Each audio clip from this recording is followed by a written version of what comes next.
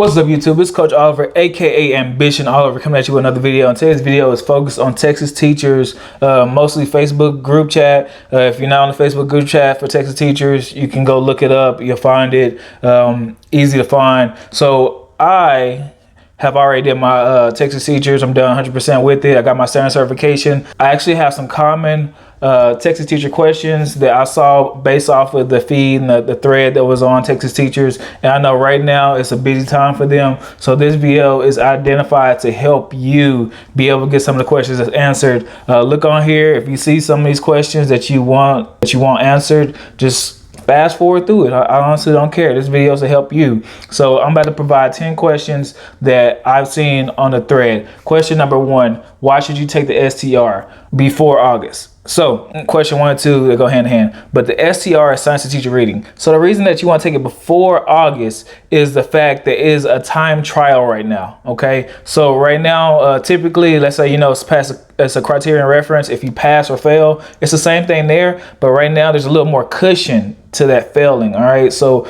you might, let's say they need you to get 45 questions right. Well, you might have only got 37, but you still be able to pass. The SCR comes with an essay too. Usually I do great in the essay, but you might need to just do good in order to pass. So you still need to study. You still need to focus on being able to do the best that you can in order to pass. I mean, because after August, it's just going to be like any other test. The SCR is very similar to the PPR, but it's just more structured for that process of phonics and sentence comprehension. All right. So those really knocks out the first 2 questions, 1 and 2. Question number 3, what happens if you fail core 4 through 8? So if you fail core through 8, all you do is just take the subject that you missed. So there's 4 subjects, of course: math, English language arts, science, and social studies. If you failed 2 of them, the ones you failed, you have to go retake those 2. The ones you passed, you do not have to take again. Question number 4, could I have multiple subjects towards a standard certification? Yes, but not through Texas teachers. So it's funny. All right. So you want to be more marketable, which we'll talk about that in a second. But if you have PE, SPED, and science, if you have science 4 through 8, then it depends. Texas teachers will actually recommend you towards the standard certification. So what I'm trying to say with that is whatever your intern is for is what Texas teachers will require you, will recommend towards TEA for you. So let's say you got all these, you got PE and you got SPED, but you only did the science one during the internship.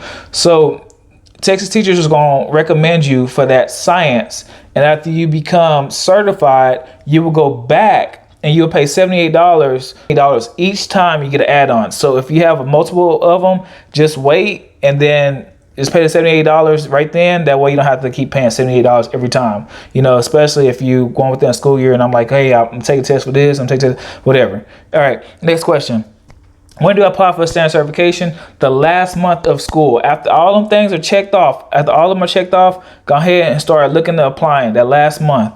As soon as every single thing in the checklist is checked off, start applying for your standard. Some people will tell you not to. Even you get emails from Texas teachers that will tell you, like, once you're done with everything, to be able to go ahead and do it, because they already pulling your money out direct deposit. So let's say 1 month before your school, all right, your school ends. Once you start applying for jobs, you start applying for jobs when you're eligible. All right, so that means you have to pass the PPR, you have to pass your core, you have to have all your modules done. It's going to actually be a checklist on the website that has everything that needs to be checked off before you can actually be eligible for hire. With that being said, if you want to put applications in, stuff like that, yeah, it's cool to do that, but they will have to check to see if you're eligible. And if Texas teachers did not provide the eligibility or the SOE, then you will not be eligible for a hire. All right, so hopefully, they'll hopefully you can apply for it somewhere and they are able to access it or do what the SOE for you really quickly. All right, see the next one. How many times do you pay Texas teachers? Really, you pay like 4 times. You pay the initial, which the application is free, and then you pay for the program, which was like, I think it was $275. I forgot when I did it. I did it last year. And then they take it out monthly. All right, after you get hired, but before you get hired, you got to pay for your exams, and then you got to pay for your standard certification. So yeah, you coming out of pocket like 4 times. All right, next question. What if I can't find the exam on TXES? So if you can't find an exam, that either means that they did not recommend you for it, so you have to call Texas teachers and ask them, that tell them this is what you want to do, and they will recommend it for it.